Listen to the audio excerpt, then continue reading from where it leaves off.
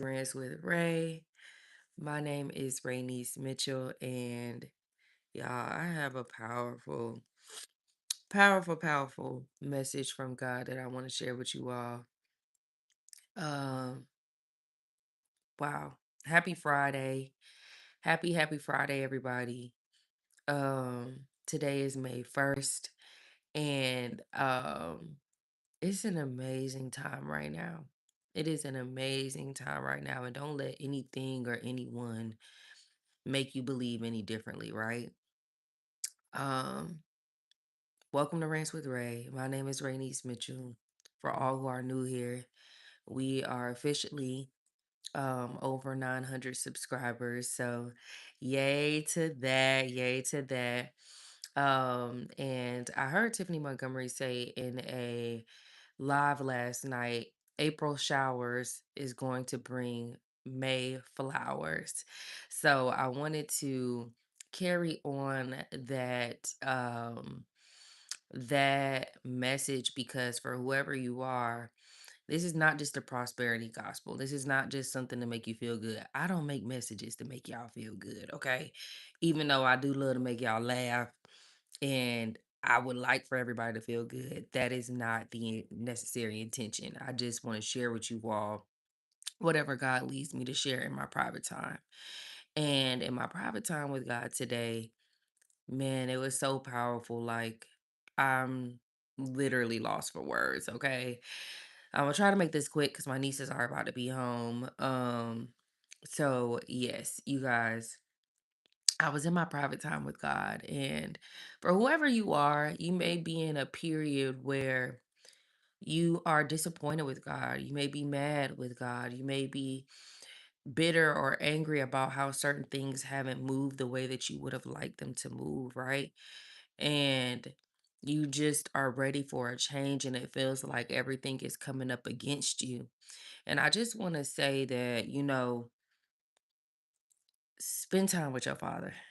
Spend time with your father. Because when you spend time with God, in the midst of you feeling away, in the midst of you being upset, in the midst of you just not feeling the journey anymore, what when you spend time with God, what that does is it lifts the load. God will then carry the weight of the anger, the weight of the bitterness, the weight of the anger, of the fear, of the frustration, and um take that load off your shoulders because for a lot of you all, you're carrying a lot. And that was me, I was very frustrated because when things aren't going our way, there are going to be things that come up that have been laying dormant within us. And for some of you all, it may be fear. For some of you all, it may be resorting back to old habits. For some of you all, it may be bitterness. For some of you all, disappointment, etc. Right? And those things come up not to shame you, but for you to correct those things. When you aren't feeling it, when you are feeling disappointed or you're feeling whatever way you're feeling, it is important to get in God's presence even more. And when you don't feel like you want to get in God's presence or you want to read your word or you want to, that's crazy because this is what Shantia Deja was saying in her video yesterday, how when people are angry, upset, or feeling away, how they truly feel or who they truly are comes up. And it's important to when you are feeling those ways, when you are having a pity party, it looks like I got a star on my eye. To get in God's presence. And it's important to do that because again, it will lift the load. And the enemy is going to attack you even harder when you are feeling those ways because you're vulnerable. You're in a moment where you ain't feeling it and you don't want to get in God's word. And it's the perfect opportunity for the enemy to use your vulnerability against you and get you to curse yourself, curse God, curse your purpose, and just curse the journey that you on and set you back, right? And delay you. And we don't want to be delayed. Whoever you are, you already been delayed long enough, okay? And I know y'all hear the beeping in the back, and y'all, for God's sake, please stop leaving comments in the comments talking about the smoke alarm. It's there. When it's gonna get changed, I don't know. And we just gonna roll with it until it does. Okay. Now back to the message.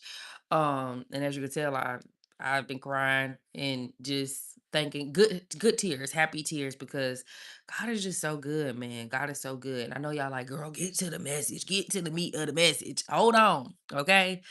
Hold on. I'm about to get to it. Because this is all part of it. And I just want to say, like, you're not the only one. I have moments too where I'm just not feeling it. Cause these past few days, I'm just like, I was angry. I was just like, God, what is going on? I just feel like, what's up? What am I doing? Cause I feel like I'm on a never ending roller coaster and this ain't it. Okay. And God really spoke to me this morning and it just blessed my spirit. It really, really blessed my spirit in such a powerful way. And as you can see by the title, it says, You will reign over your enemies. And you guys, April showers is going to bring May's flowers. And in my time with God today. So in the last video, God had me in the book of Mark, chapter 5. Today, he wanted me to read the book of Mark, chapter 6. And I ain't gonna lie to y'all, at first, I did not want to read it. I'm like, God, I don't want to read no Bible. I just want an answer to what I need answered. That's it. I don't want to read the Bible. I like look, it took a lot for me to even get in your presence today. Just give me what I need. And believe it or not, I know it don't sound the best, but God know how we feel. He know our heart anyway. So it's just like you might as well just come to him as you are, right? So I he led me to the book of Mark, and y'all, chapter 6 was just it just blew my mind. I just automatically started crying because I just was like, "Ugh, I don't want to cry right now." Um, it was just so powerful, you guys. And the book of Mark talks about first, because for one, okay, I had a dream where basically, long story short, in the dream, it was like the people in my own household, the people who I was living with in the dream, didn't accept me for who I was. It was like I was trying to operate in my purpose and people were mocking me. They didn't believe me and just was making me the butt of the joke. So when I got up and read, which I thought was really weird, so I got up and read Mark chapter 6. And literally in the beginning of Mark chapter 6, Jesus had went back to his hometown and the people in his own town did not accept him. They didn't see him for who he really was, right? And it literally says Mark chapter 6 verse 4, but Jesus said unto them, A prophet is not without honor, but in his own country and among his own kin and in his own house. And he could there do no mighty work. Okay. And what that says is for a lot of you all, for wherever you are, you will not be able to, well, as far as your hometown, make the mark that you want to make. You won't be able to have as great of an impact because they're so comfortable with the old version of who you were. So you can't allow whoever is mocking you or whoever doesn't believe in you to deter you from the purpose at hand because they're not meant to understand the vision that God gave you because God didn't give them the vision. Okay. But once God removes you out of that environment, you are going to impact millions is what I'm feeling in my spirit for whoever you are. Because a lot of you all have a very great purpose, right? You're going to inspire a lot of people and change generations. And moving forward, God, I mean, Jesus in this chapter, what else did he do? What place over he house about you?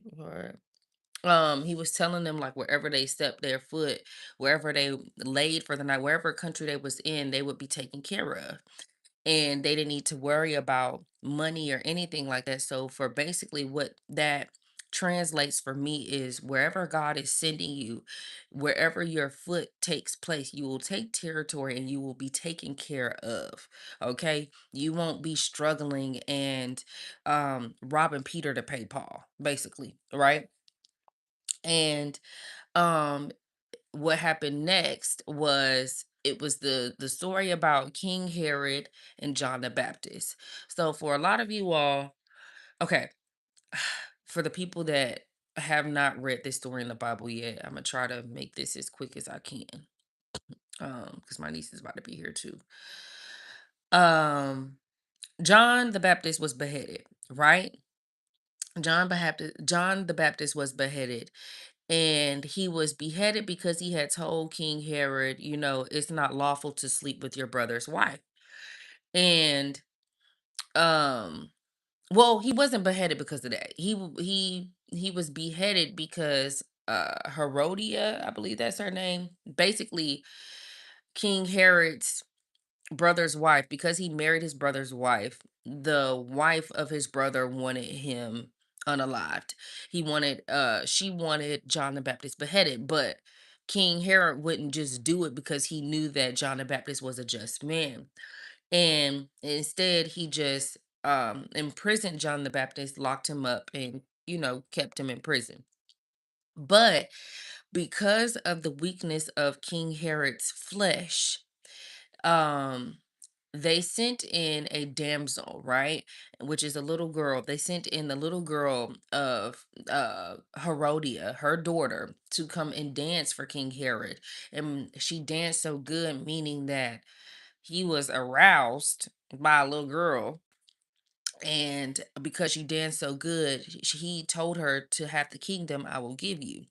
And she went and told her mother, and she asked her mother, so what should I ask him? And the mother told her, ask him for the head of John the Baptist. And the king was very distraught because he had to give it to her, because back then in those days, your word was bond. Like, when the king made a statement, it was solid. It had to be done, right?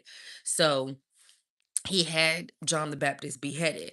And what God gave me with that story in chapter 6 was that many of you all are being removed from people that are very lustful, or some of you all are lustful yourselves, or have was lustful, and God is removing that spirit from you, because in this next season where you're going, if you allow your lust to overtake you, it will it will be a burden, right? It will do harm. It could get you unalived, right?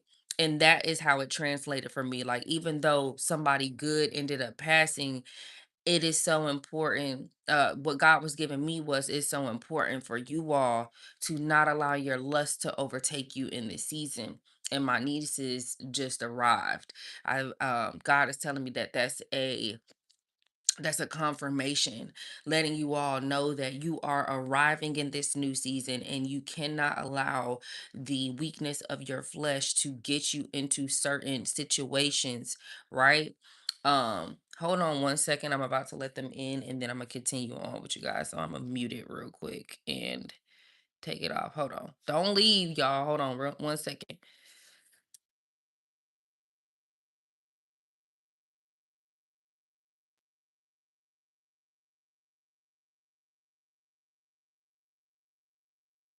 One second, you guys. I'll be right back. Hold on, hold on, hold on.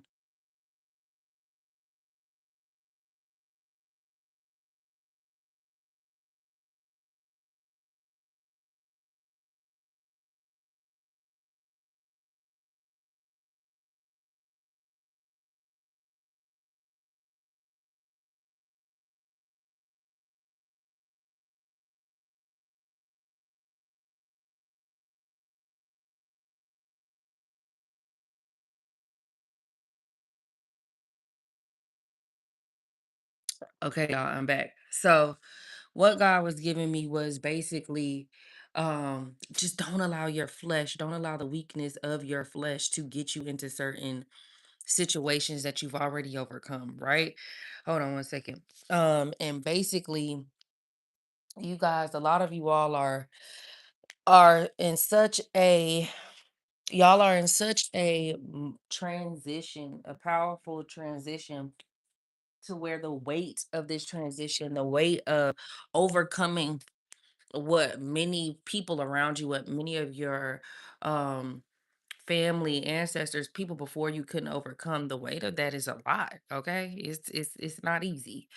So that was another message. Don't allow your lust to get you unalived in this next season. God has delivered a lot of you all from that spirit and just whatever weakness you may internally struggle with, right? And so the next message was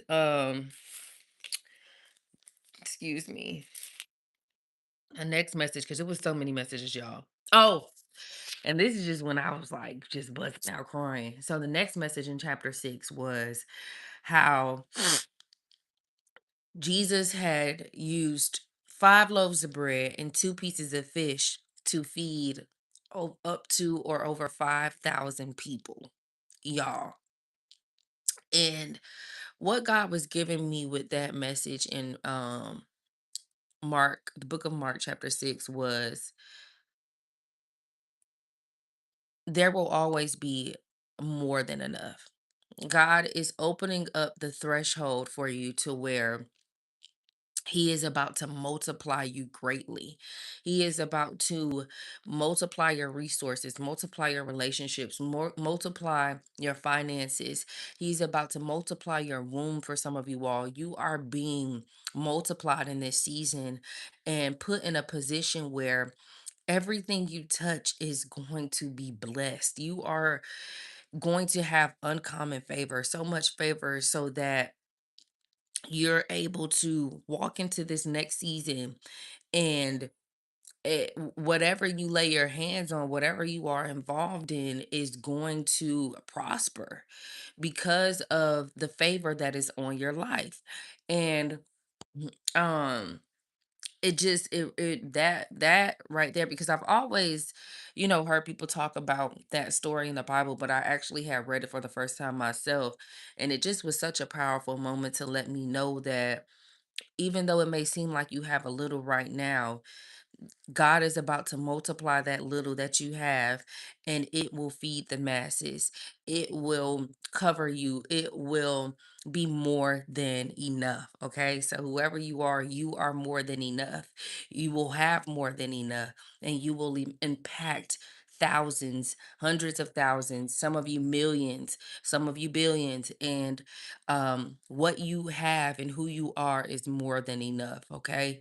And the next message that I seen was um Jesus walked on water. And I thought this was the part where Jesus walked on water and he let Peter walk on water too, but I guess not. Literally, it was talking about how they were on a boat. He sent the disciples on the boat, and Jesus was walking on water to the boat to them.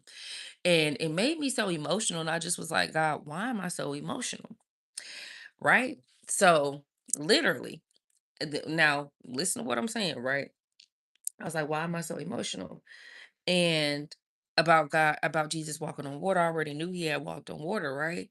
And God had said to me at 1:56 p.m., remember the time, at 1:56 p.m., God told me, Raynice, you're about to walk on water. And I was like, huh? Like, I'm like, am I tripping or what? Like, am I hearing stuff or is this really God? And God was like, no, I was like, okay, Lord, what does that mean? Like, what are you saying to me? Like, I want to understand what all of this means, right? And God was like, literally, I didn't even think I was gonna get an answer this fast. God was like, hold on, let me read it. You're about to overtake your enemies. And I just laughed, y'all. I laughed. I was like, what? This is so crazy. So God had led me to, oh, I kept reading and I read how with the fishes and the bread, like the disciples had to go get 12 baskets. Like I just kept seeing the number 12. And if you watch my last live, I literally was talking about the number 12, the significance of the number 12. The little girl that Jesus had saved was 12. The woman who had the issue of blood was 12. It was all these different um miracles that happened, and it involved the number 12. So God led me to look up in Strong's Concordance the meaning of the number 12, y'all. Now, we remember in the number 12 and the number 156 because that's when God gave me the message. Now, the message that God gave me was, Rhaenys, you're about to walk on water. And I said, okay, well, what does that mean exactly? Like, because God is going to give us, sometimes he'll give the message straight. Sometimes he'll give you parables to tell you what that mean and tell you to research and do there, so forth. Right. So he said, Rhaenys, you're about to walk on water. I asked God, what does that mean? So God said, you're about to overtake your enemies. And when I looked up the Strong's Concordance of 12, y'all, it says destruction, ruin, um, from a perishing destruction. And then when I scroll down to get like the more thorough definition, it says portrays total ruin brought upon the enemies of God's covenant people. Portrays total ruin brought upon the enemies of God's covenant people. The word is not mere loss, it is utter wiping out of hostile power so that no further threat remains. In Esther chapter 9, verse 5, it is positioned between the killing and sword stroke, underscoring a comprehensive victory in which hostile strength is reduced to nothing. Thus, the Jews struck down all their enemies with the sword, killing and destroying them. The absence of additional occurrences heightens the force of the term. It is reserved for the climatic reversal in the book of Esther, where the intended annihilation of the Jews is itself annihilated. What did God tell me? You're about to overtake your enemies. I look up, and I had been feeling in my spirit to look up the Strong's Concordance of the number 12, but I don't know. I guess I got distracted and didn't do it. And when I finally looked it up, it means total destruction and ruin of your enemies. Literally, it means your enemies are being brought to annihilation. They're being brought down to nothing. And I thought this was so powerful because I'm like, this is in complete resonance with what God told me. I knew it was nothing but God talking to me. It was complete confirmation that God was speaking directly to me, and not just to me, but to you all as well. Right. So then Holy Spirit had led me to look up 156 because that was the time that God literally had told me that message. Right. So I went and looked up 150, the Strong's Concordance of 156 as well. And it means a primitive root to tread out, to thresh, to tread out. So let me read it. It says threshing was the essential step that separated edible kernels from their husk after reaping. In the ancient Near Eastern setting of Israel, farmers spread grain on the hard floor, then dragged sledges or drove carts over it while animals trotted. The process was vigorous, yet it had limits. Excessive pounding would damage the grain and waste the harvest, with only one canonical appearance highlights this balanced practice, forceful enough to free the grain, restrained enough to preserve it. So I know you probably like, Rating, speak English, okay? So look, and further through text, it says Isaiah addresses leaders of the northern kingdom and by extension Judah. Their proud self-reliance had invited divine discipline, pictured as threshing. In Isaiah 28:28, it says, grain for bread must be ground, but he will not thresh it forever. And though he drives the wheel of his car over it, his horses do not crush it. The single verb carries the weight of the prophet's assurance. God's corrective action is measured. He does not pulverize his people beyond recovery. Just as a wise farmer stops when the kernels are freed, the Lord moderates judgment so that the covenant community can still become bread, nourishment for the world. Measured severity. God's threshing is purposeful. Affliction is not arbitrary. It aims at holiness. Preservation of worth. The grain remains intact, a reminder that God remembers his covenant. Limited duration. He will not thresh it forever. Echoing themes of a remnant and restoration. Y'all, what that is saying is a lot of you all have went through a crushing. A lot of you all have went through a period of where you've been tried, tested, and put through the fire over and over. You have went through obstacle after obstacle. You have been burned, betrayed, and portrayed in a ill matter, and you are you feel like you don't have anything left, and that is exactly where God wants you, because when you don't have anything left, God will pour his spirit into you, so you have more than enough.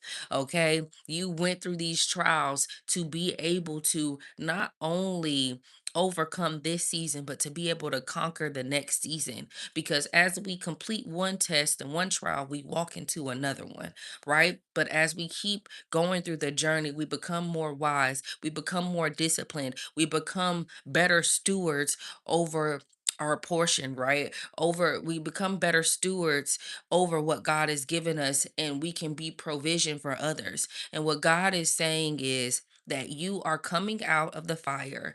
You are getting ready to conquer because you have overcome this season. You are getting ready to conquer the next season with ease. April's showers will bring May's flowers, okay? You are getting ready to overtake your enemies. They are going to be completely annihilated in the sense of they will no longer even have the strength, the will, or the right mind to be able to attack you. So get ready to not only overcome but to conquer, okay? And know that this period of testing, of trial and tribulation, was for you to become who you've always been meant to be able to operate in your purpose at full capacity, okay? Because the wisdom that you have gained along the way is truly going to be pivotal for you to conquer this next season.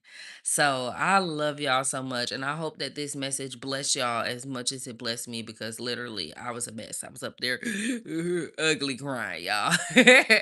But no, God is amazing. And I'm just completely um honored that he was able to trust me with this word and just to give me some motivation and encouragement on today. And I pray that you all have some encouragement as well. And also, whoever you are, if you feel like this word is for you, go on a 3-day fast. Don't tell nobody when, don't tell nobody what you're doing. Let God lead you on how to fast.